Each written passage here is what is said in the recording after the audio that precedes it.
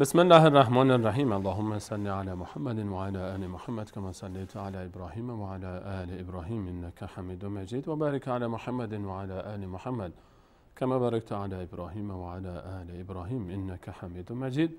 عرض سلام و دنیای از ادب و احترام خدمت همه شما خوبان و مهتران. الله را بی نهایت سپاس از اینکه یک بار دیگر این توفیق نصیب راه ما شد تا در برنامه دیگر از برنامه‌های امامان وهابی شیعه در خدمت شما خوبان و سروران باشیم. برنامه‌ای که از عنوانش مشخص است، محتوای برنامه بررسی ادعای دروغین وهابیت و آنچه که روافض و سردمداران آنها به نام وهابیت معرفی نمودند و آن را عقیده و دین و اعتقاد جدیدی مخالفه با امامان بزرگوار اهل بیت و امامان بزرگوار اهل سنت و جماعت می‌دانند. ما در این برنامه برای اینکه این حقیقت اثبات بشه که آنچه به نام عقیده وهابیت این عده منتشر می‌کنند، اگر به مراجع و مصادر حقیقی آنچه که محمد ابن عبدالوهاب و هم عقیده های او مطرح می‌کنند مراجعه بکنیم، هیچ تفاوتی بین عقیده شیخ محمد ابن عبدالوهاب و امامان بزرگوار اهل سنت که به جای خود بلکه امامان بزرگوار اهل بیت علیهم السلام نخواهیم یافت، چرا که اعتقاد تمام امت اسلامی اعتقادی است برگرفته از کتاب الله متعال و سنت صحیحه رسول الله صلی الله علیه و سلم و این دو مصدر حقیقی در بین تمامی اهل سنت مورد اتفاق است و بلکه امامان بزرگوار اهل بیت که امامان بزرگوار اهل سنت بوده اند هم از همین مصادر برای بیان عقیده خود استفاده می کردند. ما در این برنامه به بررسی کتاب التوحید شیخ محمد ابن عبدالوهاب پرداختیم به همراه شما عزیزان و بابهای مختلفی از این کتاب رو در هر برنامه مورد بررسی قرار میدیم.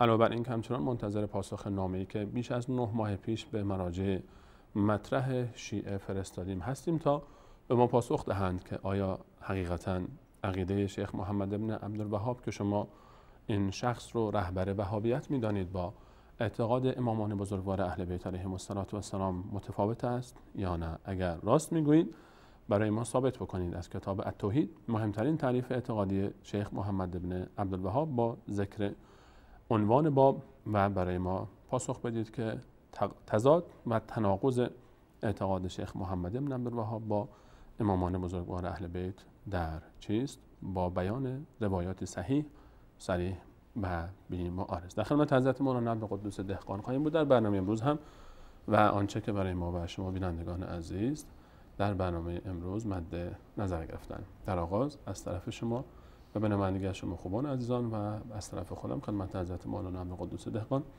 عرض سلام و ادب و احترام دارم و حضورشون رو در برنامه امروز خوش آمد میگم. خوش آمدید عزیز من خدمت جناب عالی جناب استاد سلیمانی و تمامی شما بینندگان عزیز و ارجمند عرض ادب و سلام و وقت بخیر دارم.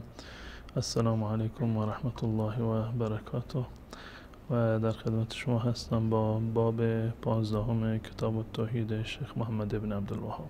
خدمت از ما حضرت مولانا، ما گرچه همچنان منتظر هستیم در این ماه نهم شاید فرجی شد و به هر حال پاسخ نامه ما به دست ما رسید. ماه نهم ماه امید است برای کسانی که منتظر فرزند هستند و تولد فرزندشون و ما هم منتظریم همچنان در ماه نهم بین فاصله نهم و دهم شاید یکی دو هفته بعد ماه دهم آغاز میشه از ارسال نامه ما. امیدواریم که ما حقیقت امر آشکار بشه و الله رو شاهد میگیریم که هدف از ارسال این نامه و این برنامه و تمامی برنامه‌هایی که در شبکه داریم جز آشکار شدن حق و جز بیان حق و حقیقت و راهنمایی عزیزانی که فریب عده‌ای از دشمنان دین رو خوردن چیز دیگری نیست و زمان هم این رو اثبات خواهد کرد که حق با کیست و حقیقت کجاست. حضرت مولانا در باب 15 شیخ محمد ابن عبدالوهاب چه بیان کرده؟ الحمد لله رب العالمین و صلی الله علی نبینا محمد و علی آله و صحبه اجمعین. قبل از این که به باب بپردازیم شما فرمودید که 9 ماه شده و منتظر هستید که پاسخی دریافت بکنید.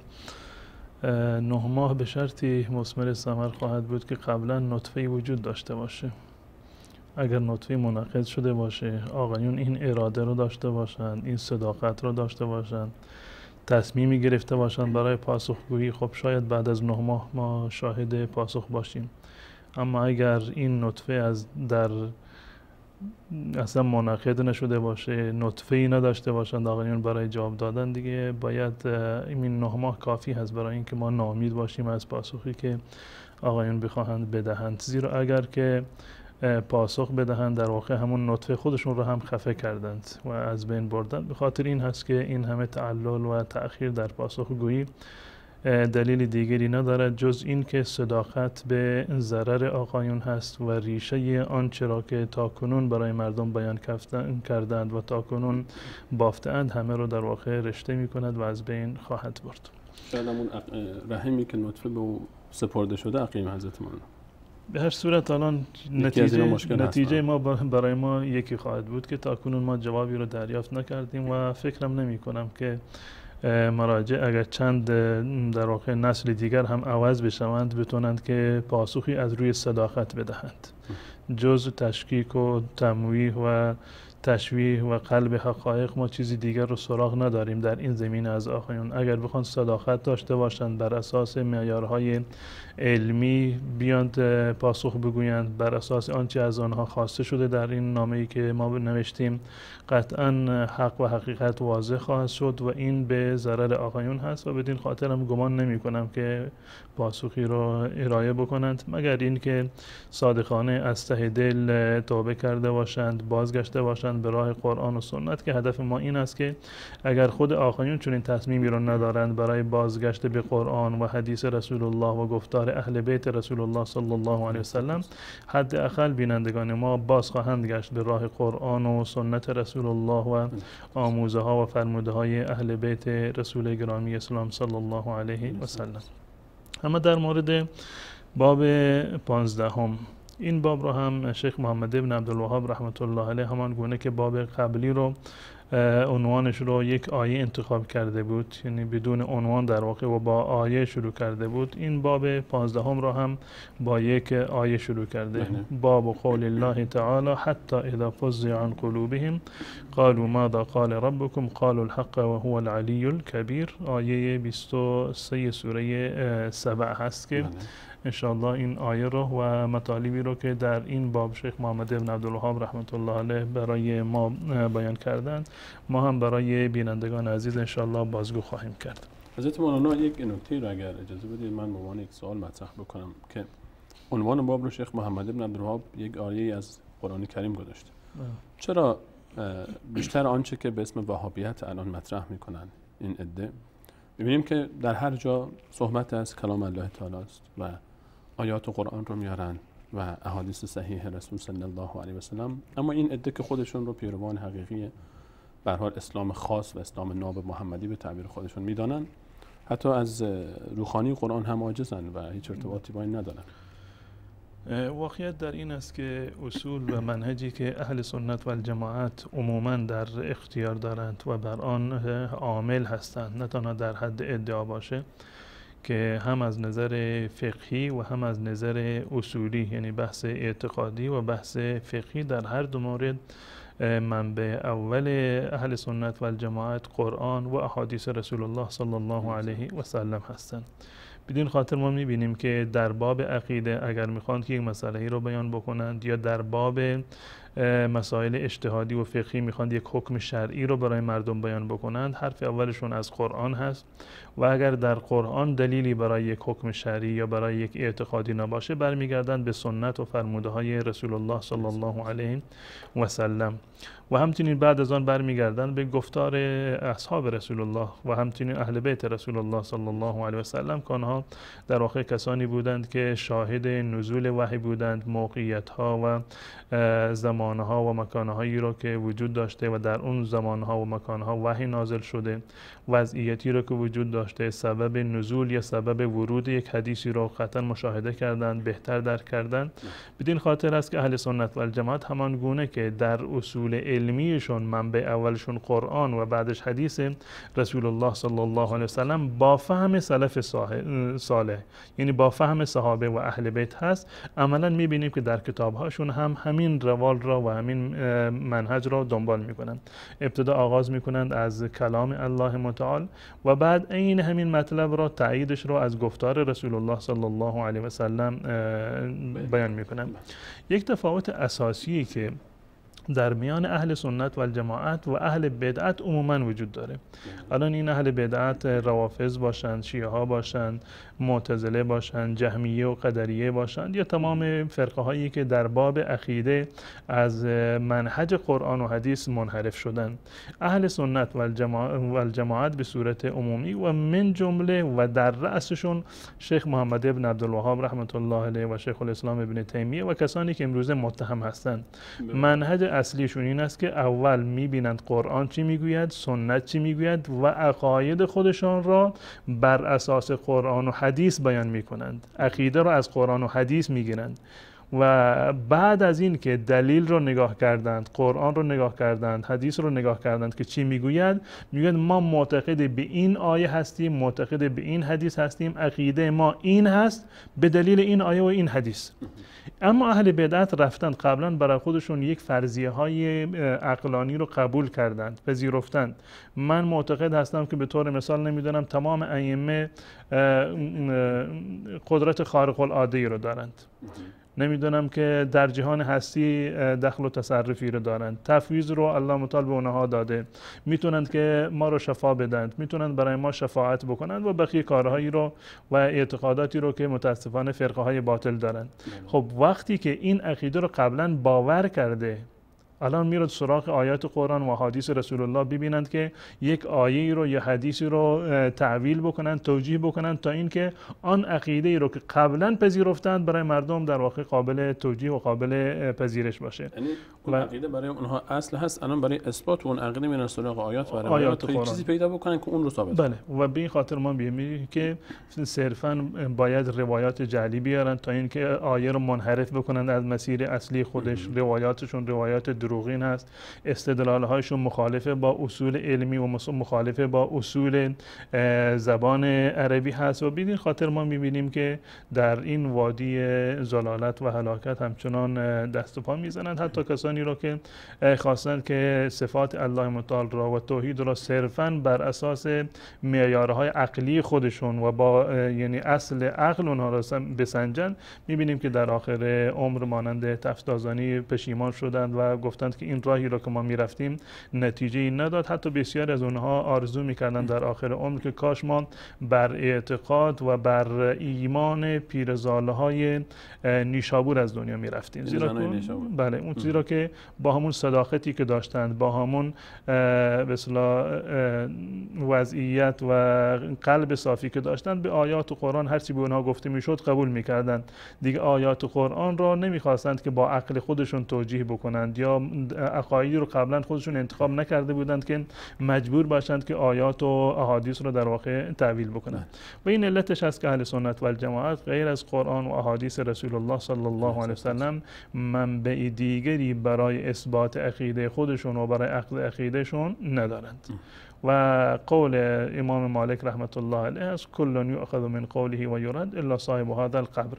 در این زمینه قول هر کسی قابل اخذ و گرفتن و رد کردن هست به جز رسول الله صلی الله علیه و سلم که از منبع وحی سخن میگوید و قبل از آن هم آیات قرآن کریم که باطل هیچ گونه راهی رو در آن نداره و قطعا حق هست. به خاطر است که شیخ محمد ابن عبدالوهاب رحمت الله علیه یا عنوان باب را آیه گذاشتند یا اولین مطلبی که در زیر باب آوردند بعد از عنوان باب یک آیه هست و بعدش هم یک دو تا حدیث آورده و استدلال هایی و استنباط هایی کرده از همین آیات قرآن و احادیث رسول الله صلی الله علیه و سلم و از جانب خودش چیزی رو در این کتاب اضافه نکرده. فقط نکته هایی هست، برداشت هایی از آیات قرآن و احادیث رسول الله صلی الله علیه و سلم و بدین خاطر هم است که آقایون تاکنون نخواستند یا نمیتوانند در واقع جواب بدهند، زیرا اگر جواب بدهند عین همین آیات و عین همین روایات در قرآنی که خود آقایون به آن اعتقاد دارند و در کتاب‌هایی که خود آقایون اعتقاد دارند، کتاب‌های شیعه،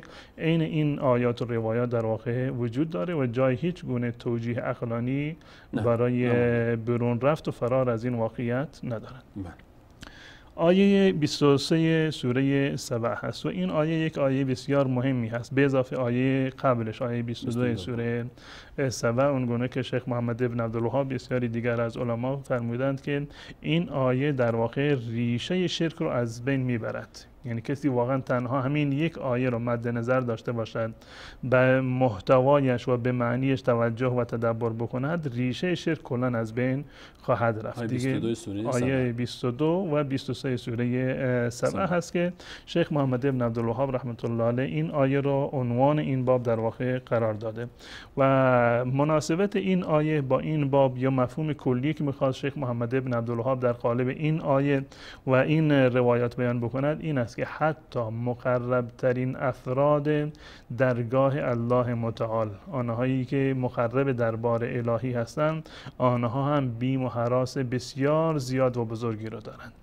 این گونه نیست که ما فکر بکنیم که صاحب فلان قبر، فلان امام و امامزاده پیش الله متعال اینقدر رو داره که به قول معروف با الله متعال دیگه خودمونی باشه و هر چی که بخواد الله متعال به اون میده و هر چی هم که دلش بخواد میتواند که از الله متعال بخواهد. این گونه نیست، بلکه حتی مقربان بارگاه الله متعال که بزرگترین مخلوقات الله متعال و مقتدرترینشون هستند و مقربترینشون هستند و در آسمان ها پیش الله متعال هستند، اونها در واقع هنگامی که الله متعال سخن میگوید، نه اینکه زمانی که الله متعال خشم میگیرد آنها را مؤاخذه میکند، بلکه هنگامی که الله متعال سخن میگوید آنها در واقع بیهوش میشوند و دچار بیم و هراس میشوند، چه برسد به انسانهای ضعیفی که در واقع قدرتشون به جایی نمیرسد.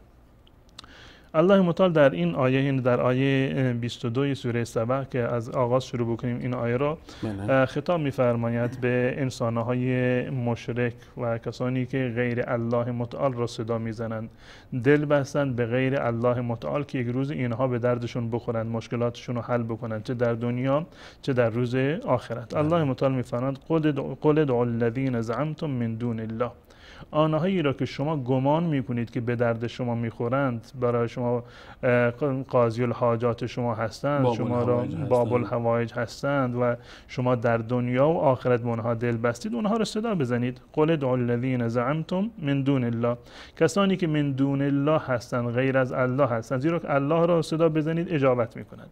این وعده الهی هست و عبادتی را انجام دادید. اما اگر غیر الله را صدا زدید نه اجابت میکند و از این هم گذشته شما مرتکب شرک شدید، زیرا که دعا کردن و خواستن طلب حاجت صرفا باید از الله متعال باشد. قل ادعوا الذین زعمتم من دون الله لا یملکون مثقال ذره فی السماوات ولا فی الارض.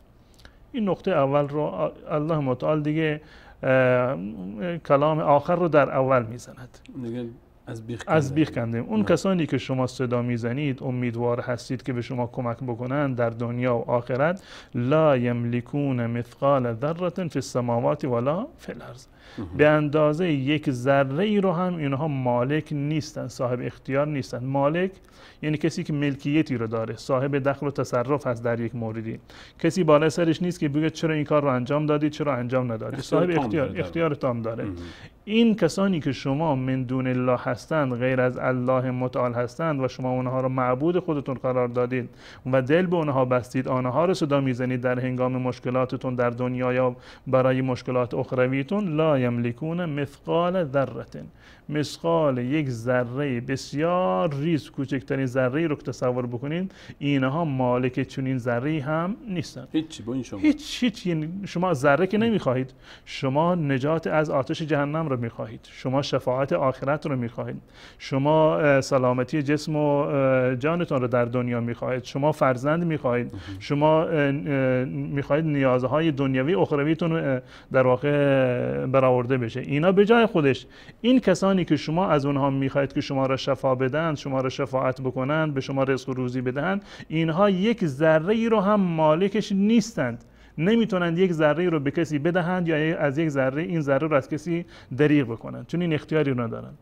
الان کسی که فقیر هست در دنیا، ما تصور بکنیم کسی رو که در دنیا هیچ چیزی نداره، حتی لباس تن خودش رو نداره، شام شبش رو نداره، یک فقیر دیگر میرود پیشش که فلانی من نمیدونم مشکل دارم، به من یک چیزی قرض بده که وام خودم رو ادا بکنم، یا به من بچه بده و نمیدونم فلان مشکل مرا حل بکن. هیچ کسی، هیچ انسان عاقلی که یک ذره عقل داشته باشه یک ذره چیزی رو از این چنین انسانی نمیخواد، زیرا که میدوند که خودش بیچاره نیازمند هست، توانایی نداره، مالکیت نداره. بالفرض این که بخواهد، اگر بخواهد کمک بکند، بازم در واقع نمیتواند، زیرا که ملکیت و اختیاری را ندارد. این مرحله اول هست.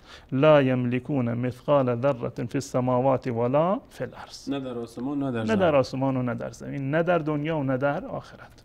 این من دون الله الان ملائکه هستن، انبیا هستن، اولیای الله متعال هستن، همه اینها هیچ مالک ذره‌ای در عالم نیستن. هر موجود زنده و غیر زنده ای رو که شما تصور بکنید وجود دارد یا وجود ندارد، در آینده وجود میاد، تمام اونها من دون الله هستند و هیچ کدامشون مالک نفع و ضرر هیچ کسی به اندازه یک ذره هم در واقع نیستند. یعنی امامان، انبیا و ملائکه مالک ارض و سما و مالک زمین و باران اینا نیستن. باید ثابت بکنیم که اینها من دون الله نیستند. اگر ثابت کردیم که اینا من دون الله نیستند، الله هستند، میشه یک اختیاری به اونها داد. اما تا زمانی که ما معتقد هستیم که الله یکی هست، قادر مطلق و توانا یکی هست، در واقع در اینجا الله متعال میفرماید که قل ادعوا الذین زعمتم من دون الله. من دون الله را هر کسی که باشد، چه فرشتگان باشند، که در این باب شیخ محمد ابن عبدالوهاب رحمت الله علیه میخواد حتی وضعیت فرشتگان را، ملائکه معصوم و مقرب درگاه الهی را و که بسیار قدرت دارند، حضرت جبریل علیه السلام اصلا سرزمین و شهر قوم مثلا لوط را با بال خودشون بلند کرده بود. الله متفهمون علمه شدید القوا. شدید القوا رو وضعیتش رو الله متعال در این آیه برای ما بیان کرده. غیر شدید القوا انسان‌های ضعیف را که اساساً و خلق الانسان و ضعیفا، این به جای خودش. به هر صورت من دون الله هر کسی که باشد، تمامی فرشتگان رو اگر یک جا جمع بکنیم، قدرتشون رو به یک فرشته بدیم، باز هم من دون الله هست، باز هم ناتوان هست، باز هم اختیار یک ذره‌ای رو ندارد. خب اگر گفته بشه که اینها الله تعالی یک سری اختیاراتی به اونها داده و اینها خودشون اختیاری از پیش خودشون ندارن، اما الله متعال به هر حال برخی از امور عالم رو حالا به اینها سپرده و اینها صاحب اختیار هستند. خب این خودش یک ادعا هست. عرض کردم که بعضی اومدن این ادعا رو قبلا قبول کردن، بعد از این میرن سراغ آیات و احادیث. در آیات و احادیث چنین چیزی وجود نداره. اگر کسی میخواد، من ادعا میکنم من فلان قدرت رو دارم، نباید دلیلی داشته باشم برای اثبات این حرف خودم و اثبات این قدرت خودم. من معتقد باشم که فلان امام این قدرت استثنایی و خارق العاده رو داره. خب این قدرت رو کی به اون داده؟ الله داده؟ الله کجا داده؟ دلیل قرآن گفته، احادیث گفتن. اگر قرآن گفته باشه آمنا و سلمنا، دیگه اختلافی به وجود نمیاد. در حالی که الله متعال میفهمه من همچین قدرتی ندادم. هیچ مالک ذره در آسمان نیست. هیچ کسی مالک چنین ذره قدرتی ندارد. بالفرض کسی ادعا بکند، دلیل بیاورد. دلایل قرآن در تمامی سوره های قرآن، در تمامی صفحات قرآن وقتی ما نگاه میکنیم، الله یکی هست، قادر مطلق و توانا یکی هست، صاحب اختیار یکی هست و این آیات و روایات کاملا مشخص میکند که کسی غیر از الله متعال چنین توانایی را ندارد، چنین اختیاری را الله متعال به کسی نداده و اگر داده باشد باید ما دلیلی رو ثابت بکنیم که بله برهان دارید، ما حرفی رو نداریم. اگر ثابت در قرآن اومده باشه که حضرت علی رضی الله تعالی عنه صاحب نمیدونم بهشت و جهنم هست، هر کسی رو که علی ازش راضی باشه به بهشت میره، هر کسی هم که ناراض باشه به جهنم میره، خب حرفی نداریم، ما هم قبول میکنیم. اگر بگن که فلان امام نمیدونم امام رضا بچه میده، در قرآن اومده که ما صاحب بچه دادن رو اختیارش رو دادیم به امام رضا، خب ما حرفی رو نداریم. مانند استدلال کلمه متعال برای مسیحیان آورد، قل ان کان للرحمن ولد فانا اول العابدین. بله اگر واقعا الله تعالی فرزندی داشته باشه، من محمد علیه السلام اولین نفری هم که باطتش میکنه فرزند. ما که حرفی نداریم، حرف ما فقط همین آیات قرآن و حدیث رسول الله صلی الله علیه و سلم هست. این مطلب اول، کسانی رو که شما من دون الله هستند و به غیر از الله متعال شما صدا میزنید، مالک ذره ای در آسمان ها و در زمین نیستند. خب مالک نیست، احیانا گاهی وقت انسان مالک نیست اما شریک مالک هست. اختیارات الله تعالی بهش داده. شریک هست، یا میتونه که شریک خودش رو قانع بکنه که این لیوان آب که جلوی شما هست، الان من میدونم مال شما هست، ولی خب منم یک حقی رو دارم، من از شما تقاضا میکنم این لیوان آب رو بده به فلانی. شاید شما این حرف رو در واقع قبول بکنید به خاطر شراکتی داره، من یک سهمی در این مال دارم و به قول معروف یک روی پیش شما دارم، حرف من رو روی زمین نمیزنید. پس اینها رو تمام الله متعال در این آیه ذکر کرده و میفرماید در ادامه و ما لهم فیهما من شرک، نه در آسمان ها و نه در زمین هیچ گونه شراکتی رو ندارند با الله متعال. یعنی شراکت ندارن یعنی چی حضرت؟ یعنی مثلا الان وقتی میگیم که فلانی در آسمان و زمین شریک الله نیست، یعنی چی؟ یعنی که فقط هر چی در آسمان و زمین اتفاق میفته مال الله تعالی است. قبلا الله متعال فرمود که لا یملکون مثقال ذره، مالکیت یک ذره رو ندارند. الان آیا در این یک ذره شراکت دارند با الله متعال؟ اینو هم ندارند. یعنی بالفرض تصور بکنیم که این ذره رو نصفش بکنیم، نصفش مال الله باشه نصفش مال اینا، آیا چنین شراکتی رو دارند؟ این رو هم ندارند. نه مالک یک ذره‌ای هستند و نه شریک اون یک ذره با الله متعال هستند. در آسمان و زمین یک ذره‌ای وجود نداره که اینها در اون ذره شریک الله متعال باشند. نفی اختیار کامل در مرحله اول و نفی شراکت جزئی رو هم الله متعال از اونها نفی میکنه. نه اختیار کاملی رو دارند و نه شراکت جزئی رو در آسمان ها و زمین هم ندارند. پس از اگه اجازه بدید تا اینجا ما، چون آیه بسیار مهم است، آیه 22 سوره مبارکه سبع رو عزیزان این رو حتما یادداشت بکنید، عزیزانی که به دنبال دلایل توحیدی هستن. آیه 22 سوره مبارکه سبع در اینجا تا اینجا حضرت مولانا الله تعالی فرمود کسانی رو که بغیر الله متعال شما گمان میکنید که صاحب اختیار در عالم هستند، من مالک آسمان ها و زمین میگم که اونها هیچ ذره شراکت، هیچ مالک هیچ ذره‌ای در آسمان ها و زمین نیستن. ذره هم که میدونیم یعنی چی، همینه که در جلوی نور خورشید وقتی یک جایی رو کسی جارو میکنه، داخل این تلالو نور یک ذره های غباری داره بالا پایین میره، چیزی مثل این دیگه. یعنی حتی این رو هم بلا استثناء هیچ مالک نیستن، بلکه حتی از این هم پیشتر حتی شریک هم نیستن، شریک در این ذره هم نیستن. الان مسئله خیلی بیخ پیدا میکنه از اون کسانی که اعتقاد دارن که فلانی مالک ارض و سماست و فلانی اختیار زمین به دستش و اختیار بهشت به دستش و اختیار دوزخ به دستش. دیگه این انسان رو باید عقلش رو یعنی مورد بررسی قرار بده. آیا مسلمان هست؟ آیات قرآن رو قبول داره؟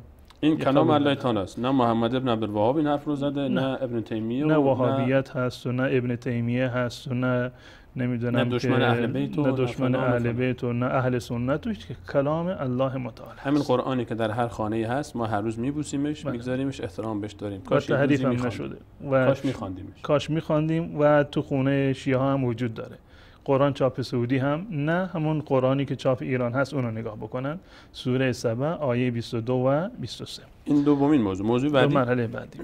مرحله سوم این هست که من با شما شراکتی رو ندارم، اما در بعضی از جاها پشتیبان شما هستم. شما به من نیاز دارید. در یک جایی شما نیازمند من هستید، من پشتیبان شما هستم، برای اینکه حرف شما غالب بشه به من نیاز دارید.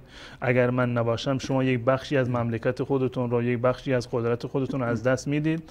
خب من میام پیش شما که فلانی این لیوان آب رو به فلانی ها مثلا بده. چون که ولو این که من در این لیوان آب شراکتی نداشته باشم، ولو این که مالکش نیستم، این ذره رو نه من مالکش هستم و نه شراکت دارم با شما در این ذره، منتها یک جای دیگه کار شما پیش من لنگ هست. یک قدرتی دارم، یک قدرتی، وجاهتی دارم، بله. نیروهایی دارم، فردا من به درتون میخورم، یک جای شما رو کمک میکنم، میگم که فلانی خب این کار رو برای من انجام بده، برای فلانی انجام بده.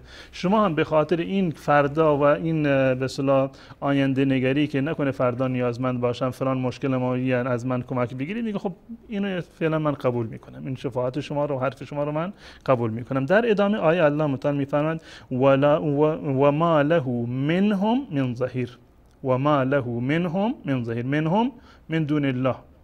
از این من دون اللهی که شما صدا میزنید هیچ کدامشون پشتیبان الله نیستند. الله متعال نیاز به پشتیبانی اونها نداره.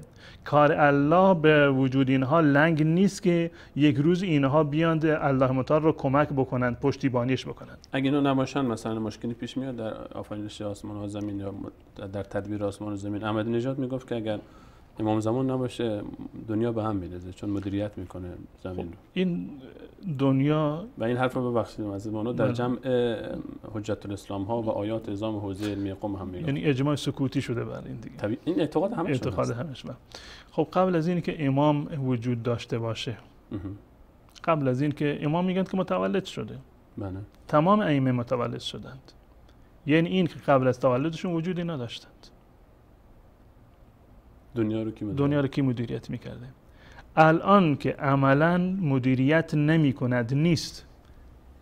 عملا ما میبینیم که مدیریت نمی کند. حتی برای سلامتیش دعا میکنن. حتی برای سلامتیش دعا میکنن، برای فرجش دعا میکنن و نمیدونم کارهای دیگری که به اصطلاح در این زمین انجام میدن.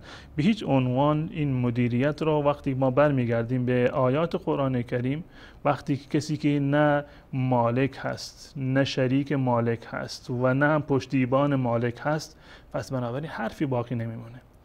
هر عقیده نه تنها برای این که به اصطلاح کسی شریک الله متعال هست در آسمان و زمین که آسمان و زمین رو مدیریت بکنند، حتی در کوچکتر از اینش همین که آیا من اختیار دارم میتونم که این خودکار رو مثلا به شما بدهم یا به شما ندهم، آیا بدون اجازه و خواست الله متعال اگر این اختیار را، این قدرت رو از من سلب بکنه میتونم چون این کاری رو انجام بدهم یا نمیتونم؟ نه. حتی در کوچکترین و جزئی ترین چیز دخل و تصرف کردن در یک ذره رو وقتی که الله متعال نفی میکند از من دون الله، مدیریت آسمان و زمین و مدیریت جهان یک حرف بسیار، یک شرک بسیار در واقع بزرگی هست.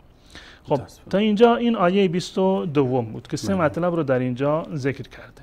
سه مطلب رو، نه اینها مالک هستند، نه شریک مالک هستند و نه پشتیبان مالک هستند. الله تعالی نه بینا نیازی داره، نه میترسه از اونها و نه بدهکار اونها هست.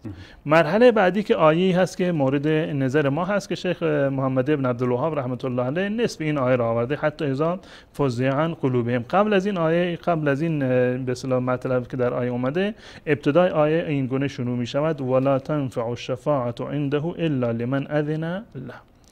و شفاعت مورد بعدی، حداقل شفاعت اینا اگر که مالک نیستن، خب قبول کردیم مالک نیستن.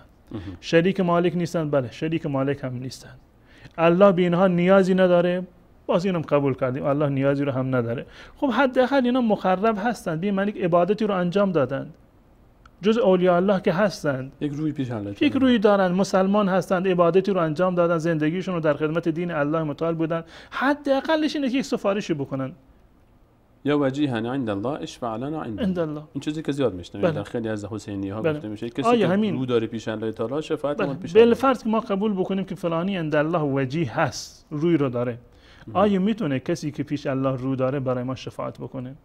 آیا شفاعتش برای ما کارساز خواهد بود؟ الله متعال این شفاعت رو قبول میکنه و این شفاعت در حق ما یک منفعتی رو خواهد داشت؟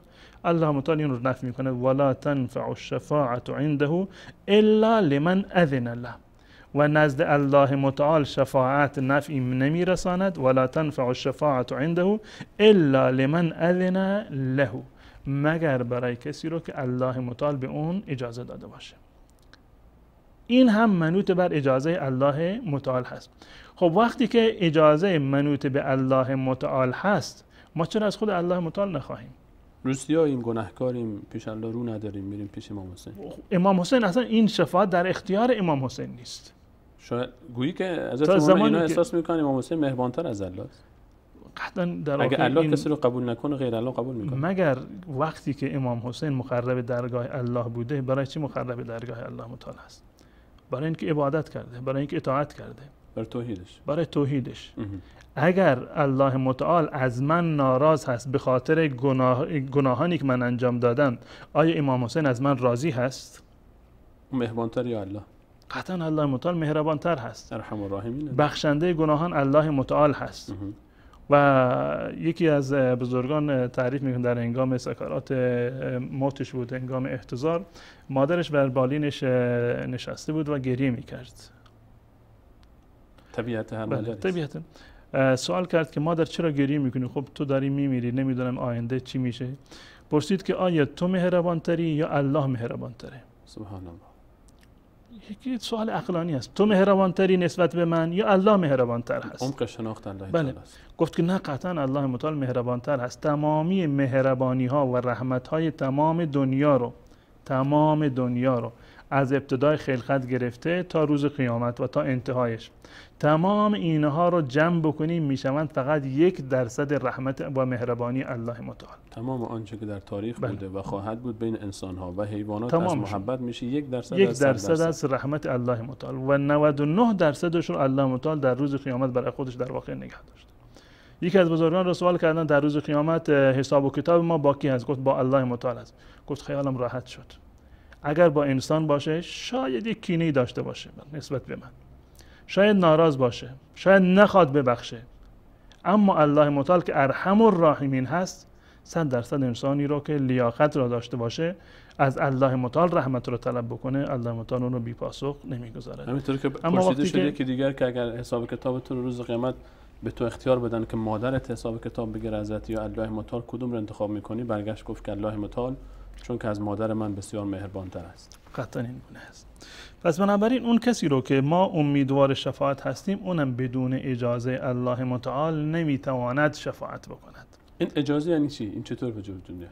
ولا تنفع الشفاعة عنده الا لمن خودش بحث شفاعت را اهل سنت و الجماعت معتقدند با توجه به آیات متعدد و مکرری که در قرآن کریم آمده که در روز قیامت فرشتگان شفاعت میکنند، انبیا شفاعت میکنند، اولیاء الله متعال شفاعت میکنند، مؤمنان شفاعت میکنند، پدر و مادر و حافظ قرآن و شهید اینها در روز قیامت شفاعت میکنند. اما این شفاعت یک شفاعت مقید هست. شفاعت کردن معنیش این نیست که برخلاف اراده و خواست الله متعال بخواهند کاری رو برای کسی انجام بدهند، بلکه شفاعت مخصوص کسانی هست که الله متعال به اونها اجازه بدهد، یعنی به من و به شما اجازه بدهد که در حق فلانی سفارش بکنید. این گونه نیست مثل دنیا که یک وزیری می رود پیش پادشاه علی رغم میل قلبی پادشاه سفارش میکنه که فلان کار رو انجام بده، پادشاه اصلا راضی نیست. تا زمانی که الله متعال راضی به شفاعت کردن نباشد، هیچ شفاعت کننده ای نمیتواند شفاعت بکند. این بخش اولش. و تا زمانی که الله متعال از شفاعت شونده راضی نباشد، هیچ شفاعت کننده ای نمیتواند برای اون شفاعت بکند. یعنی همین نظر و نیازی رو که ما برای امام حسین میکنیم، همین عبادتی رو که ما برای امام حسین انجام میدهیم که تا این که در روز قیامت برای ما شفاعت بکند، همین رو مستقیما برای الله متعال انجام بدیم تا الله متعال از ما راضی باشد. وقتی که راضی شد خودش ما رو مورد رحمت قرار میدهد و در روز قیامت هم به ما اجازه میدهد به رسول الله و به بقیه که برای ما شفاعت بکنند. تا زمانی که خود ما مورد رضایت الله متعال نباشیم، مورد شفاعت کنندگان هم قرار نخواهیم. ولا یشفعون الا لمن ارتضى. هم شفاعت کننده مورد رضایت الله متعال باشه، کسی رو که الله متعال از اون ناراض هست به اون اجازه شفاعت کردن رو نمیدهد، و کسی رو که الله متعال از اون ناراض هست اجازه شفاعت شدن رو هم در واقع به کسی نمیدهد که برای اون شفاعت بکنند. این مورد چهارمی هست، ولا تنفع الشفاعة عنده الا لمن اذن له. خب این مطلب تا اینجا در واقع 4 نقطه اصلی رو که به ما امید میدهد، به ما را وابسته میکند به یک منبع، این 4 اصل و اساس رو الله متعال کلا از بین برده.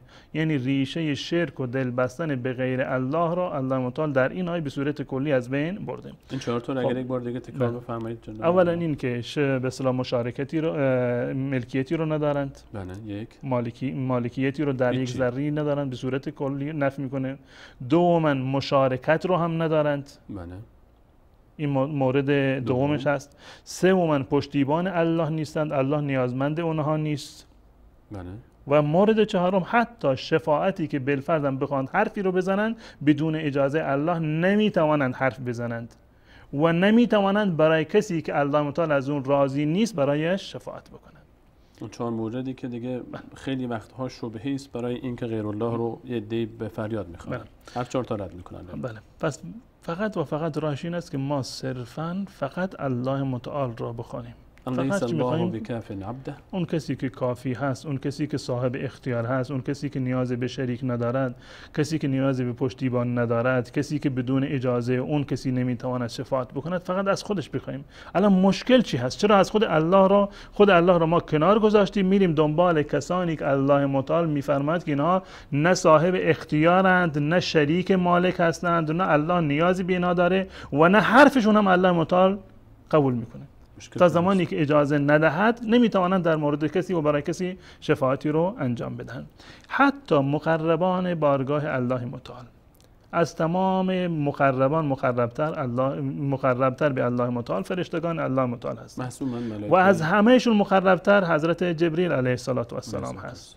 آیا اینها این جرأت رو دارند که در مقابل حرف الله متعال، اراده و قضاوت الله متعال حرفی رو بزنند؟ یک کسی رو الله متعال بخواد که به جهنم بندازد، جبرئیل بگه نه من میخوام این برات به بهشت. نه تنها این که در مقابل حرف و دستور الله متعال نمیتوانند که دخالتی بکنند، پیشنهادی بدهند، شفاعتی بکنند و دخل و تصرفی بکنند، حتی فرشتگان الله متعال از جبرئیل و مادون جبرئیل در هنگام شنیدن سخنان الله متعال بیهوش میشوند. یعنی کسی که این هم از شدت خوف و از شدت ترسی که از الله متعال دارند. الان کسی که این همه مقرب هست و این همه ترس دارد از الله متعال، آیا میتواند که بدون اجازه الله متعال یک حرفی رو، پیشنهادی رو به الله متعال بدهد؟ بلکه خود الله متعال در سوره نبأ میفرماید یوم یقوم الروح والملائکه صفا لا یتکلمون الا من اذن له الرحمن.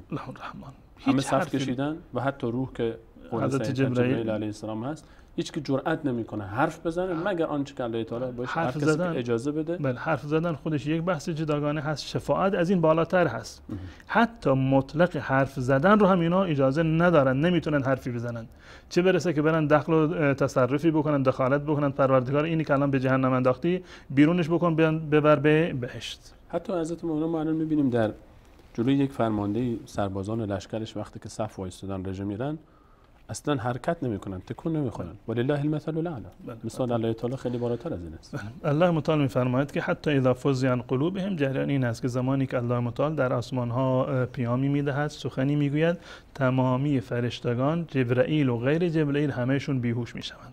از شدت ترس و خوفی که دارن همهشون کاملا بیهوش میشوند. حتی اذا فزع عن قلوبهم، تا زمانی که اونها دوباره بیهوش میاند. وقتی که دوباره بیهوش میان، قالوا ماذا قال ربکم، از یک دیگر میپرسند که الله متعال چه فرمودند. از شدت خوف و هراس الله متعال وقتی که سخن میگویند همه بیهوش میشوند و بعد از این که بیهوش میاند از یک دیگر سوال میکنند که الله متعال یک حرفی رو زدند، یک چیزی رو گفتند، چی فرمودند الله متعال؟ قالوا الحق، الله متعال خودش الحق هست و غیر از حق چیزی نمیگه. قال الحق، میگن که الله متعال حق فرمودن، هر چی فرمودن حق و حقیقت هست. و هو العلی الکبیر، و الله متعال العلی و الکبیر هست، فراتر از همه هست، بالاتر از همه هست و بزرگتر از و عظیمتر از همه هست. پس بنابراین تمام کسانی که شما من دون الله هستند و اونها را صدا میزنید، هیچ کدام از اونها علی نیستند، هیچ کدام از اونها الکبیر نیستند. تمام من دون الله در واقع همون صفاتی رو دارن، 4 مطلبی رو که قبلا در ابتدای آیه و آیه 22 در واقع بیان شده بود. این عنوان باب هست. دقیقاً همین عنوان باب، همین مطلبی رو که من عرض کردم در تفسیر این آیه، دقیقاً این از زبان رسول الله صلی الله علیه و سلم بیان شده، هم در روایات اهل سنت و الجماعت و هم در روایات شیعه. خیلی ممنون ازت مولانا. اگر اجازه بدید احادیث رو بعد از میان برنامه ببینیم. اگر با اجازه شما من آیه 24 هم اگر اضافه بکنیم به این موضوع که الله متعال در این آیات آیه 22 و 23 تلاوت شد و آیه 24 که بعد از این آیه است که آیه بسیار زیبایی است. قل من یرزقکم من السماوات و الارض، بگو کیست که به شما رزق میدهد از آسمان ها و زمین؟ قل الله، بگو که الله تعالی. گویی که وقتی که پرسیده میشد از ابوجهل و ابولهب که رازق شما کیست از آسمان و زمین، کی به شما رزق و روزی میده، اونها ساکت میماندن و دیگه جوابی نداشتن، چون معترف بودن به این که الله متعال هست. قل الله، به اونها بگو مگر الله متعال نیست که رزق میده شما رو؟ و عجیب اینه که ابوجهل و ابولهب هم در این موارد شرکی نداشتن که خالق آسمان و زمین، مالک آسمان و زمین، رازق آسمان ها و زمین، مدبر آسمان ها و زمین الله تعالی است، به استناد آیه 31 سوره مبارکه یونس و آیات دیگر. و میفرماید و ان او ایاکم لعلی هدی او فی ضلال مبین. با این حقایق یا ما یا شما مشرکین، یکی از دوتا ما گروه بر راه هدایت است و دیگری بر گمراهی آشکار. نمیشه که هر دوتای ما و شما هم اعتقاد باشیم و یقین مشخص است کسی که پیرو کتاب الله تعالی است بر هدایت است و هر کسی که برخلاف آن باشد در گمراهی آشکار. ازتون اجازه بدید با اجازه شما و بینندگان عزیز میان برنامه میبینیم، برمیگردیم در خدمت شما خوبان عزیزان خواهیم بود با ادامه بحث.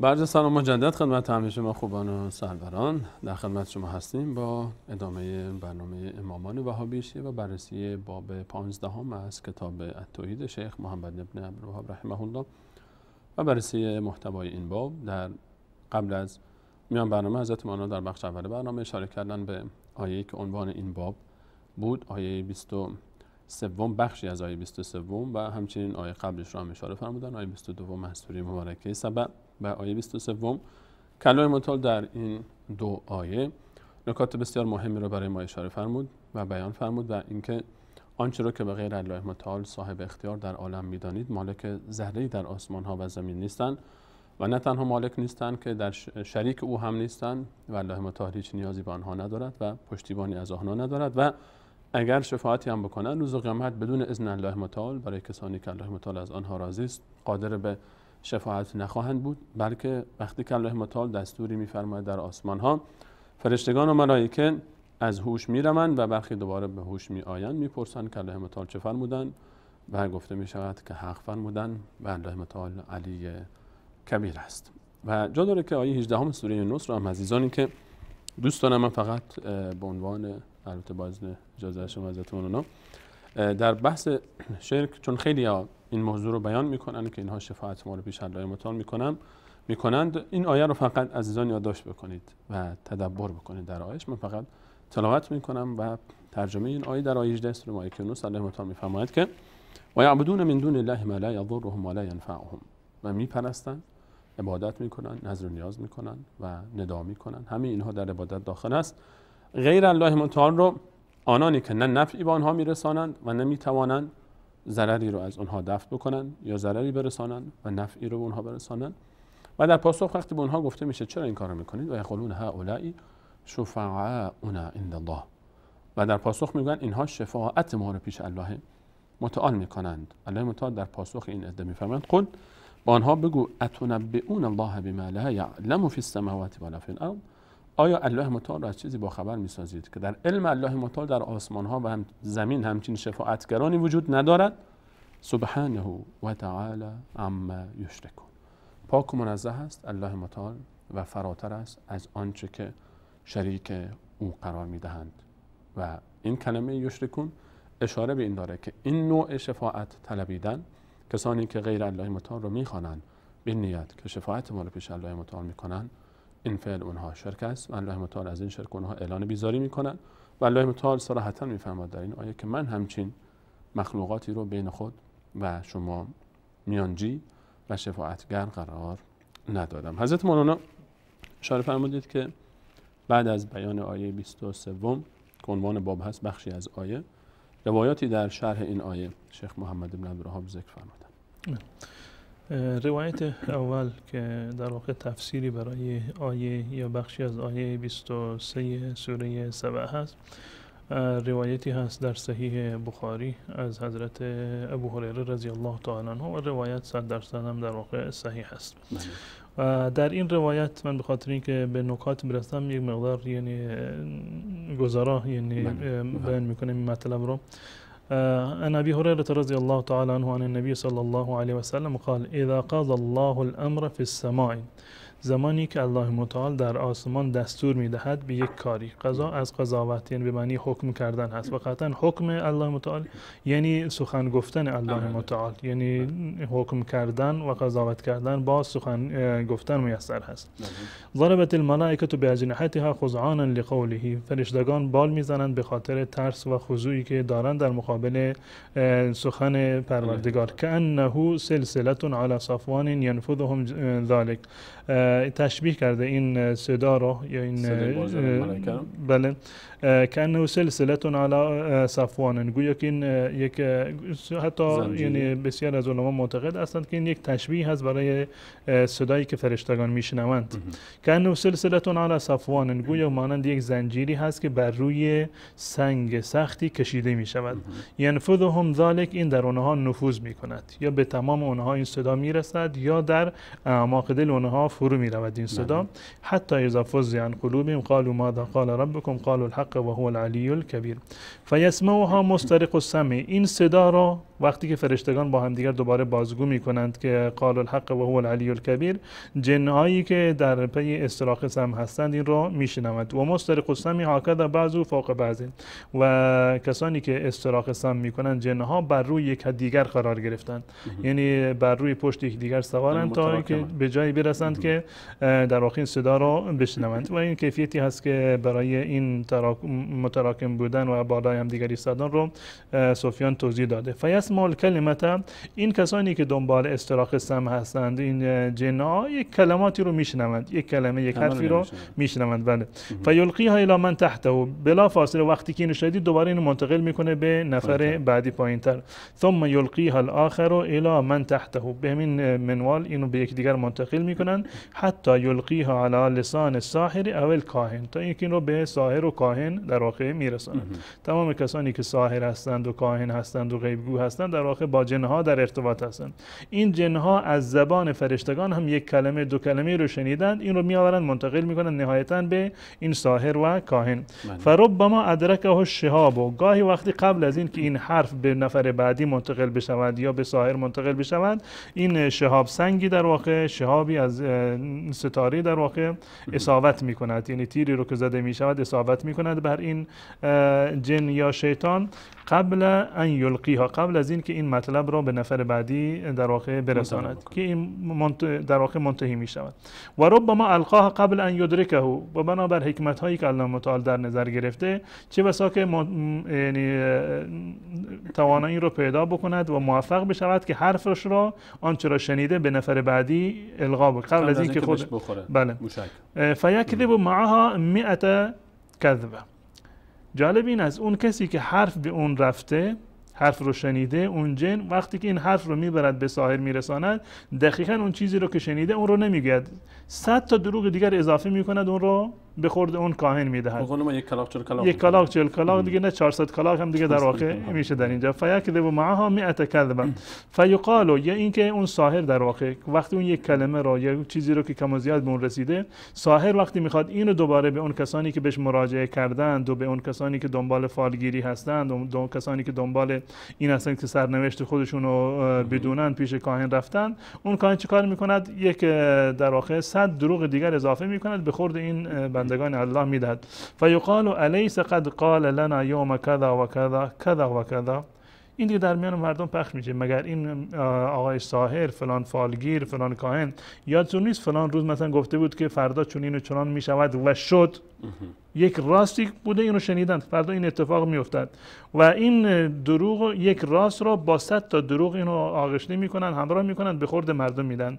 فیصدق بتلک الکلمه التي سمعت من السماء. همین یک موردی که 1% که از میان 100% راست اتفاق افتاده و اتفاقا اون گونه شده که ساحر و کاهن گفته بوده، مردم دیگه تمام حرفاشون رو قبول میکنن. میشه برای صداقت تمامی حرفاشون و بقیه دروغا رو در واقع قبول میکنن. خب این روایتی است که صحیح، روایت حضرت ابو هریره رضی الله تعالی عنه است و در صحیح بخاری در واقع این روایت ذکر شده. این روایت اول هست و روایت دیگری رو شیخ محمد ابن عبدالوهاب رحمت الله علیه در اینجا ذکر کرده، گرچه روایت بعدی از نظر سندی خالی از اشکال نیست.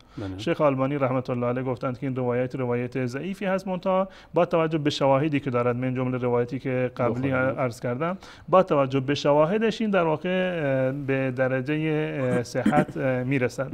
و گذشته از این روایت اصل در باب نیست، استناد اصلی از روایت قبلی هست.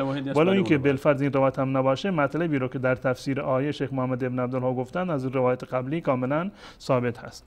نواس ابن سمعان میگوید رضی الله تعالی عنه قال رسول الله صلی الله علیه و سلم اذا اراد الله تعالی ان یوحی بالامر. همون مطلب رو با تعبیر دیگر در واقع بیان میکنه. زمانی که الله متعال میخواد یک امری رو وحی بکند به فرشتگان، تکلم بالوحی، تکلم میکند. این الله متعال کلام دارد. اخذت السماوات منه رجفتون، یا آسمان ها دچار لرزش می شوند، یعنی می لرزند به خاطر سخن الله متعال. او قال رعدتون شدیدتون خوفا من الله، یعنی آسمان ها و اهل آسمان ها در واقع دچار خوف و ترس می شوند و به لرزش می افتند. همون چیزی که در اونجا گفتن ضربت الملائکه باجنحتها خضعانا لقوله. فاذا سمع ذلك اهل السماوات صعقوا، وقتی که اهل آسمان ها این رو میشنوند همه بیهوش میشوند. صعقوا بیهوش میشوند و خروا لله سجدا و به سجده میافتند. فیکون اول من یرفع رأسه جبریل، اولین کسی که بیهوش میاد حضرت جبریل علیه السلام که قوی ترین فرشتگان هست و مقتدرترین و مقرب ترینشون هست، بازم بیهوش میشوند. منتها اولین کسی که بیهوش میآید حضرت جبریل علیه السلام هست. فیکلمه الله من وحیه بما اراد، هر چیزی رو که الله متعال میخواهد اون وحی رو به جبرئیل منتقل میکند که به اصطلاح اون رو به فلان پیامبر در واقع برساند. ثم یمر جبریل علی الملائکه، جبریل بر ملائکه میگذرد، از کنار اونها عبور میکند، یعنی از آسمان بالا هفتم به آسمان ششم و به همین منوال پایین میاد. کل ما مر بسماء سأله ملائکتها، هر وقتی که به یک آسمان میرسد ساکنان آن آسمان و فرشتگان از اون سوال میکنند ماذا قال ربنا یا جبریل، پروردگار چه فرمودند؟ این همه آثاری که ما دیدیم آثار سخن الله متعال بود که همه بیهوش شدند، آسمان ها به لرزش افتاد. الله متعال چی فرمودند؟ فیقول جبریل قال الحق، الله متعال حق فرمودند. یعنی هر چیزی رو که الله متعال فرمودن حق و حقیقت و راست هست. و هو العلی الکبیر، تعبیری که در آیه اومده. قال فیقولون کلهم مثل ما قال جبریل، همه اونها همین حرفی رو میزنند که جبریل گفته. بله میگه که قال الحق و هو العلی الکبیر. فینتهی جبریل بالوحی الی حیث امره الله، نهایتا جبریل این وحی را به آنجایی که دستور یافته رو منتقل میکند به رسول الله صلی الله علیه و سلم. دو تا روایت هستند که این دو تا روایت رو شیخ محمد ابن عبدالوهاب رحمت الله علیه برای تفسیر آیه 23 سوره سبع در واقع بیان کردند. دقیقاً همین حرف ها رو که در این دو تا روایت اومده در روایات شیعه و از اقوال اهل بیت رسول الله صلی الله علیه و سلم از منابع شیعه هم در واقع نقل شده. بعد میگردیم به تفسیر قمی هست. دوستان بارها این تفسیر رو مشاهده کردن. تفسیر قمی ابوالحسن علی ابن ابراهیم قمی از اعلام قرن سوم هجری هست، معروف ترین استاد شیخ کلینی هست در این تفسیر خودش و در تفسیر آیه 23 سوره سبع که در این جلدی که من در اختیار دارم صفحه 522 هست و 522 و 523 هست. آیه را از قبل که من 552 هست. 252 و 53 هست. از ابتدای آیه که من عرض کردم که آیه 22 هست، اینو قل ادعوا الذین زعمتم من دون الله لا یملکون مثقال ذره فی السماوات ولا فی الارض وما لهم فیهما کنایة عن السماوات والارض من شرک وما له منهم من ظهیر الی آخر ولا تنفع الشفاعة عنده الا لمن اذن له، شفاعت منفعتی رو نداره مگر برای کسی که اجازه داده بشود. در اینجا این مطلبی را آورده، میخوام به این اشاره بکنم، گرچه که به صورت مفصل ان شاء الله در جلسات بعدی بین خواهیم پرداخت. قال لا يشفع احد من انبیاء الله و رسوله یوم القیامة حتی یأذن الله له، هیچ کدام از انبیاء الهی و پیامبران و مرسلین شفاعت نمی کنند حتی یأذن الله له، مگر بعد از این که الله متعال به اون اجازه بدهد. الا رسول الله صلی الله علیه و سلم، مگر رسول الله صلی الله علیه و سلم. بنابر روایات شیعه که رسول الله صلی الله علیه و سلم در واقع بدون اجازه شفاعت میکنن، بلکه تعبیرش اینه که توضیح داده فإن الله قد اذن له فی الشفاعة من قبل یوم القیامه، قبل از قیامت الله متعال به اون اجازه شفاعت داده. یعنی حتی رسول الله هم بدون اجازه نمیتوانند شفاعت بکنن، منتها بنابر این روایت شیعه الله متعال به اون در دنیا اجازه داده که تو در قیامت شفاعت خواهی کرد. ما معتقد هستیم که الله رسول الله در روز قیامت شفاعت میکنند، اما بعد از اجازه الله متعال. تا حالا اجازه صادر نشده. در روز قیامت الله متعال اجازه میدهند و بعد از آن رسول الله صلی الله علیه و سلم برای کسانی که الله به ایشون اجازه داده که برایشان شفاعت بشود شفاعت خواهند کرد.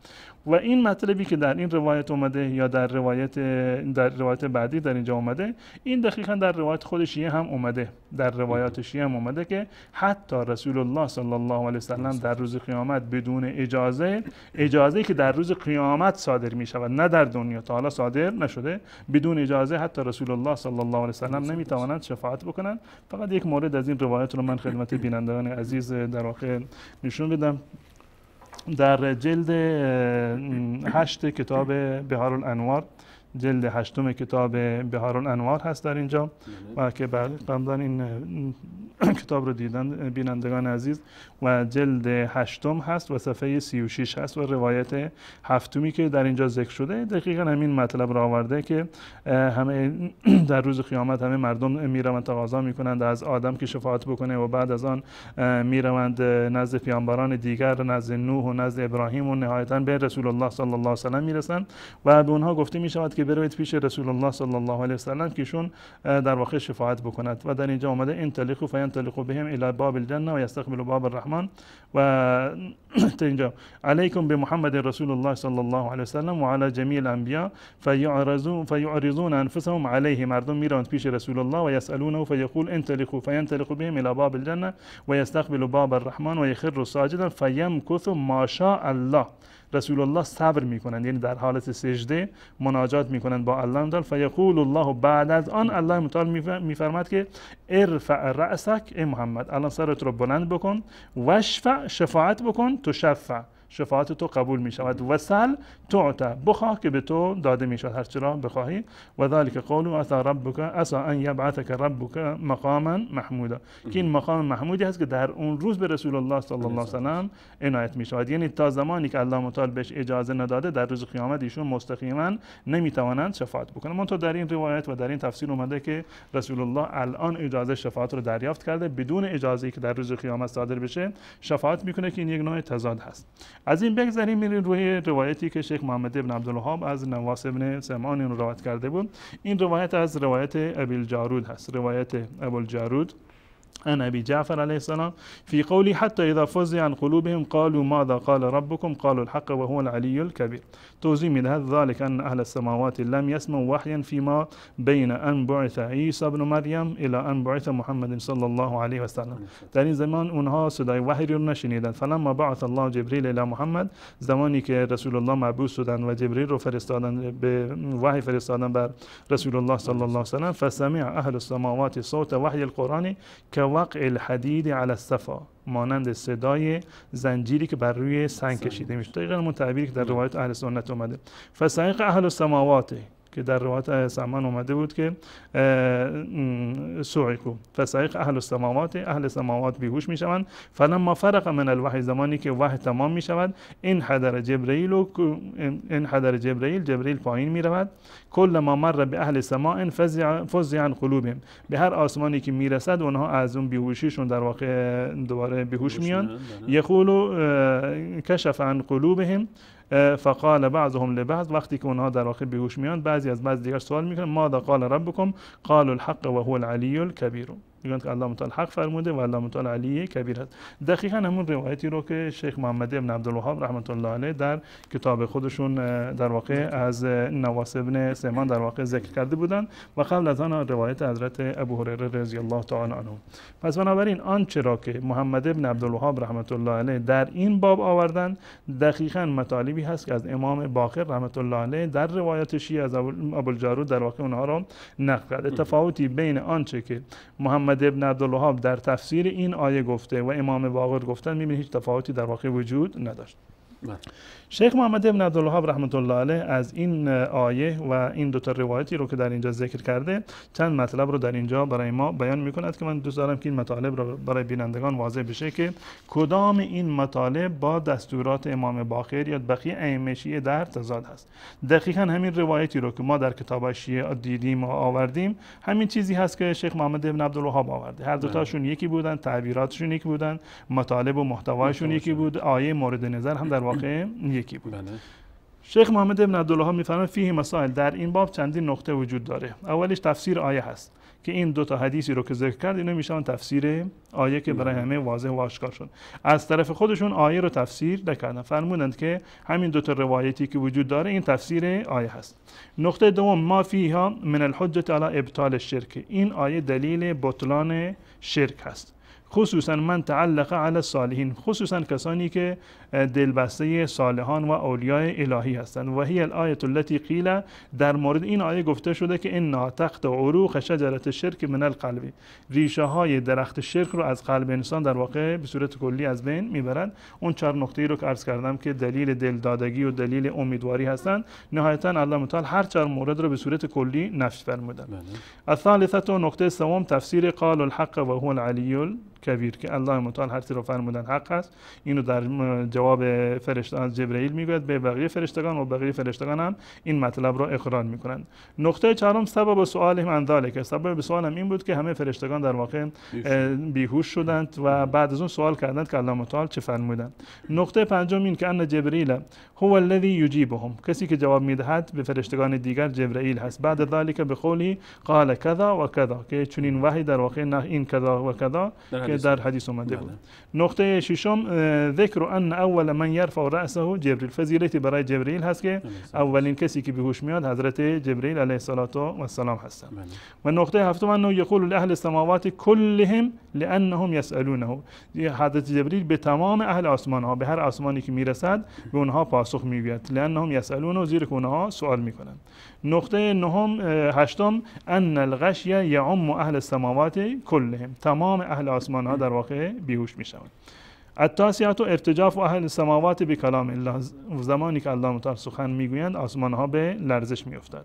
نکته دهم، ان جبرئیل هو الذی ینتهی بالوحی الی حیث امره الله، جبرئیل فرشته وحی هست با توجه به این دوتا روایت. و نکته 11 ذکر استراق شیاطین و جنها استراق سم میکنند. و نکته 12 صفت رکوب بعضهم بعضا که از قول سفیان ثابت شده بود. و نکته 13 سبب ارسال شهاب همون استراق سم هست که الله متعال با شهاب اونها رو میزند. و نکته بله برای ذکر شده. الرابعه عشر، نکته 14 انه تارة یدرک الشهاب قبل ان یلقیها و تارة یلقیها فی اذن ولیه من الانس قبل ان یدرکه، گاهی و قبل از اینکه این حرف رو به انسان، به اون ساحر و کاهن برساند زده می شود و گاهی وقتی اون رو در واقع می رساند که در خود روایت این آمده بود. و نکته 15 کون الکاهنی یصدق بعض الاحیان، کاهن ها و غیبگو و ساحران بعضی اوقات راست میگویند، 1% حرفشون شاید راست باشه. نکته 16 کونه یکذب معها 100 کذبه، اما با یک راست 100 تا دروغ هم همراه میکنن. و نکته 17 انه لم یصدق کذبه الا بتلك الكلمه التي سمعت من السماء، مردم چرا حرف ساحر رو قبول میکنن؟ به خاطر همون یک حرف راستش، بقیه دروغاش دیگه کلا از یادشون میره. و نکته 18 قبول النفوس للباطل، که قلب انسانها، مردم معمولا باطل رو میپذیرد. کیف یتعلقون بواحده ولا یعتبرون ب100 کذبه، میگه چه جای تعجب هست که چگونه مردم یک راست رو میبینند اما 100 تا دروغ دیگر رو نمیبینند. خب باید اون 100 تا دروغ رو شما میدیدید، حتی اون یک راستش رو باور نمیکردید زیرا که احتمال داره اونم دروغ باشه، اما مردم یک راستی رو دیدن 100 تا دروغ هم به خاطر یک راست قبول میکنن. نکته 19 کونهم یلقی بعضهم الی بعض تلک الکلمه و یحفظونها و یستدلون بها، این حرف رو به هم دیگر میرسونند. مردم میگن فلانی مثلا این حرف رو ندید، یادتون نیست که اون حرفش راست در اومد، این دیگه در واقع شایعه میشه و در میان مردم تبلیغ میشود و همه قبولش میکنن. نکته دهم اثبات الصفات خلافا للاشریه المعطله، میگه اثبات صفات الله متعال که از صفات الله متعال کلام الله متعال است. ما معتقد هستیم که الله متعال صفت کلام را دارند و قرآن کلام الله متعال است، برخلاف اشعریه های معطله که بعضی معتقد هستند که این یک کلام نفسانی هست، یعنی کلامی نیست که قابل شنیدن و سماع باشه. الحادیه و العشرون نکته 21 التصریح بان تلک الرجفه والغش کان خوفا من الله، این لرزش آسمان ها و بیهوشی اهل آسمان ها به خاطر خوف الله متعال است. الثانیه و العشرون انهم یخرون لله سجدا، همشون در واقع به سجده میافتند.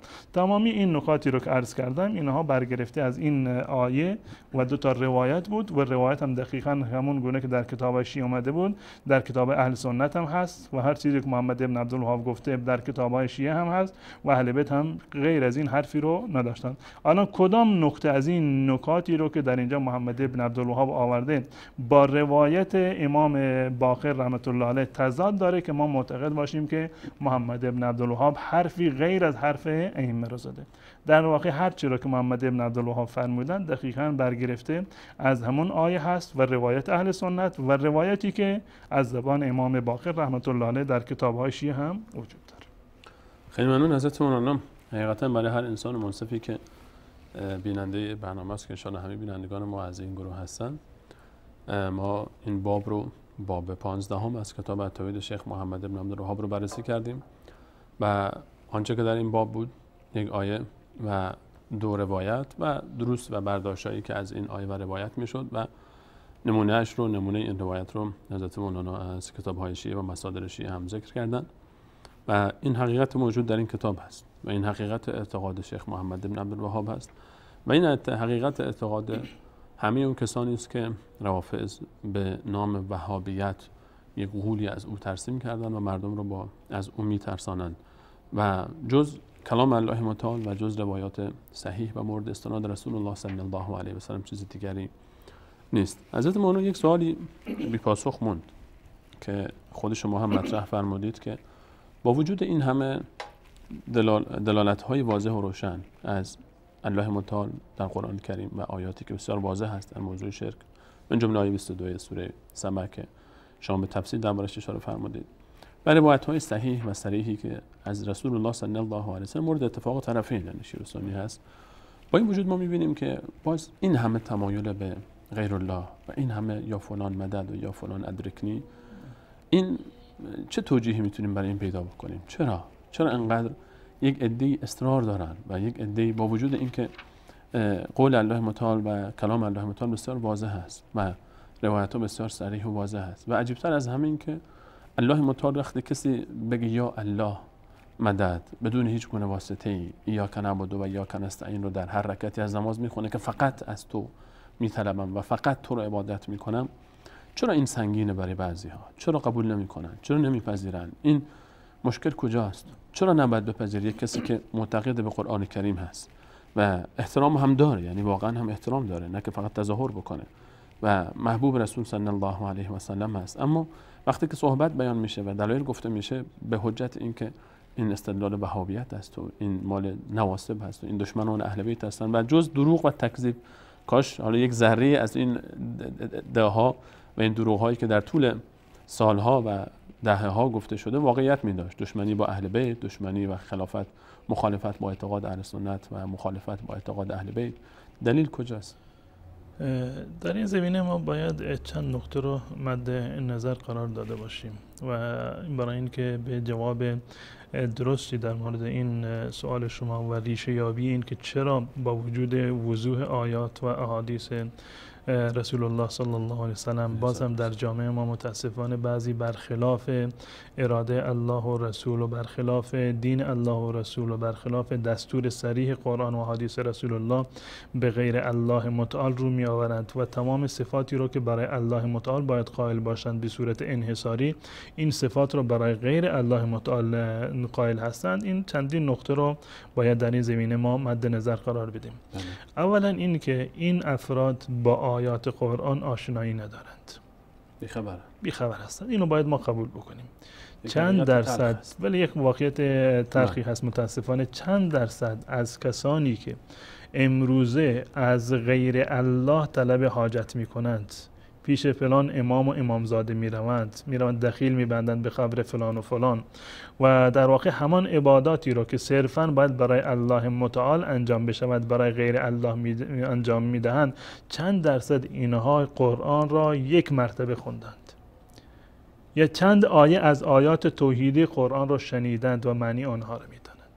می بینیم که متاسفانه در این زمینه هیچ گونه اطلاعی رو ندارند. این مشکل اصلی ما در جامعه مانند جامعه ایران که قبرها آبادتر از مساجد هست، غیر الله و اولیاء الله بیشتر از الله متعال خوانده می شوند، علتش این است که ما الله را فراموش کردیم، کلام الله متعال را، واقعیت هایی را که الله متعال برای ما بیان کرده، ما متاسفانه از این واقعیت ها مردم خودمون را آگاه نکردیم یا آگاه در واقع نشدند و مطمئنا آیاتی را که شما تلاوت کردید و بارها در این برنامه در هر بابی یک آیه رو مطرح کردیم و شیخ محمد ابن عبدالوهاب اون رو آورده بیان کرده، با توجه به آیات و روایات مطالبی رو استنباط کرده. قطعا اگر مردم ما از این آیات صریح و بدون معارض و بسیار صاف و شفاف هست، در واقع به تعبیری که محمد ابن عبدالوهاب رحمت الله علیه داشتن، ریشه و در واقع اصل شرک رو از بین میبرند. اگر مردم ما با این آیات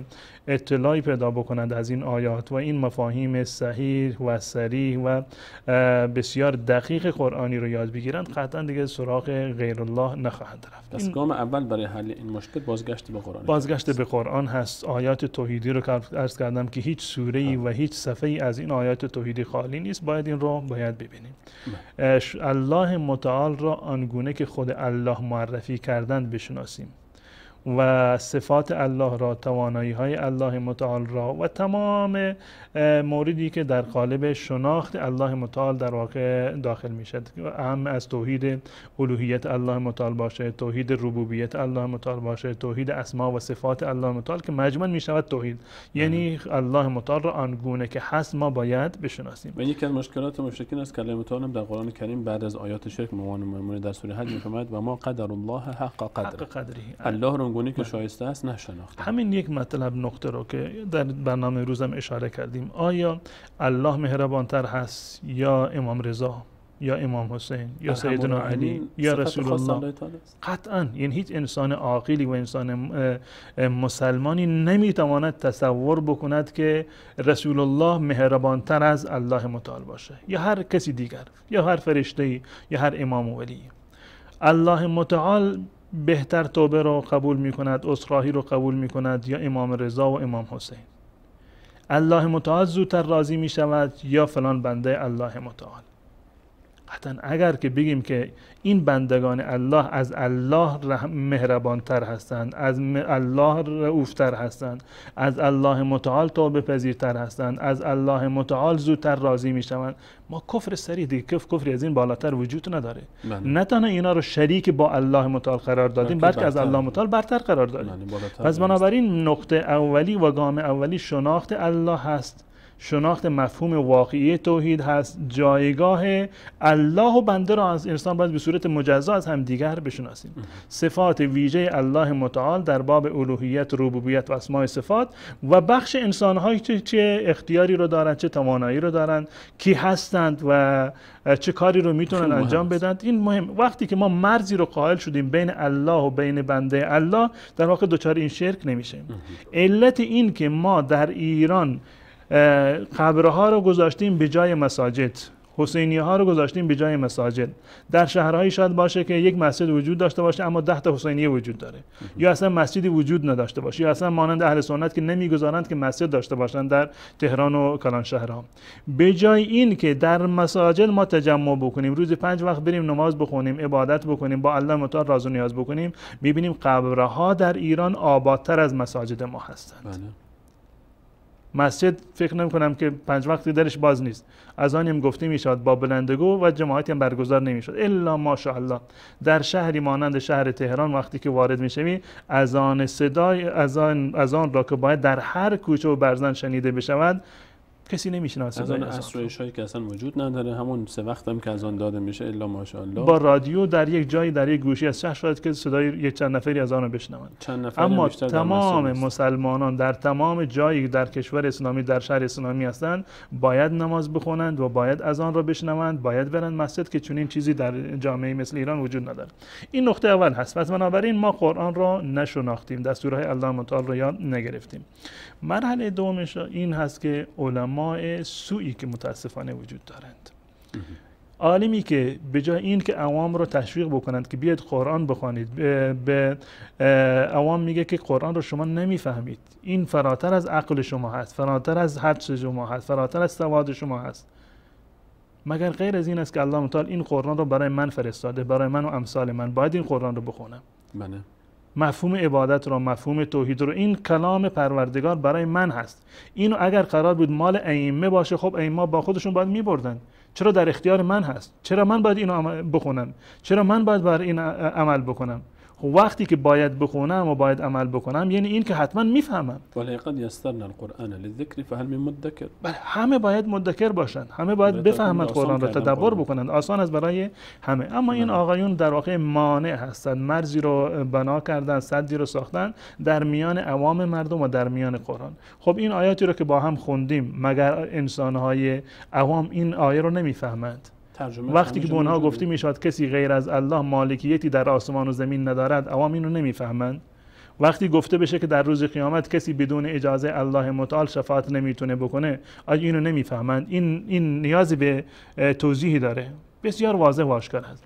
اما این علماء سو و کسانی که خود را ولی و وصی دین قرار دادن، مردم را متاسفانه از دین و توحید متاسفانه جدا کردن و علتش هم که برای همه مشخص هست. بازاری هست که هر کسی برای خودش در واقع اینو بیان کرده. این نقطه دوم هست. و نقطه سوم این است که متاسفانه در جامعه مثل جامعه ایران ما به شایعات بیشتر اهمیت میدهیم تا به حقایق و واقعیت ها. حالا فلانی رفته سر قبر امام رضا شفا گرفته. خب روزانه چند نفر میرن سر قبر امام رضا؟ هزاران نفر. در طول تاریخ چندها رفتند؟ همین تاریخ انقلابی میلیونها و میلیاردها. چند نفرشون حاجت گرفتند؟ فلانی یکی گفته که در فلان سال یکی اومده بود در اینجا به اصطلاح شفایی حاصل کرده بود. اونم که مشخص بله. که به اصطلاح همشون بازی تئاتر هست و نمیدونم که صحنه سازی غیر از اینه. مردم اون شایعه ای رو که دروغی هست، اونم کی درست کرده؟ اون کسانی که نفع میبرند از این، صاحب خود بازار هست، این رو پخش کردن. اون یک مورد رو قبول میکنند، هزارها و میلیونها کسانی رو که رفتند و ناامید برگشتند و ناامید از دنیا رفتند و مردند و دخیل بستند و هزار مرتبه دخیل بستند و باز کردند و نتیجه نگرفتند، اینها رو در واقع نمیبینند. ها فلانی گفته، فلانی در خواب دیده که فلانی نمیدونم شفا پیدا کرده. اولا از کجا معلوم که فلانی مریض بوده کجا رفته؟ از کجا معلوم که اونو امام رضا شفا داده باشه؟ الله متعال اونش رو شفا داده. از کجا معلوم که این در واقع یک ترفند شیطانی نباشه برای اینکه امثال شما و غیر شما در واقع در این دام بیفتن؟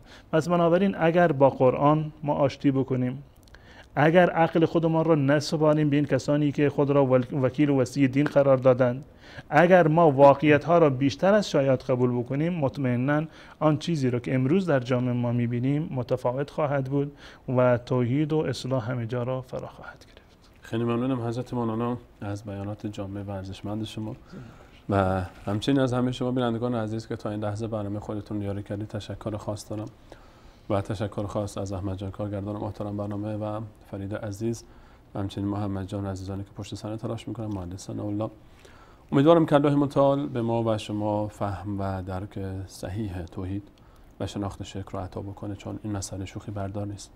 مسئله مهمترین مسئله است که اصلا هدف خلقت آسمان ها و زمین است و میلیاردها سال زندگی پیش روی ما وابسته به درک این مهم هست و فهم صحیح این موضوع و روز قیامت هیچ کسی هم به ما کمکی نخواهد کرد.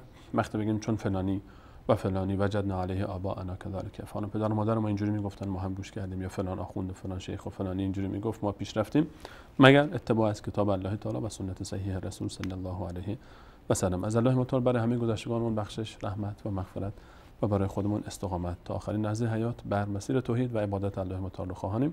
همه شما خوبان و الله متعال میسپارم تا برنامه بعد. الله یار و نگهدار شما.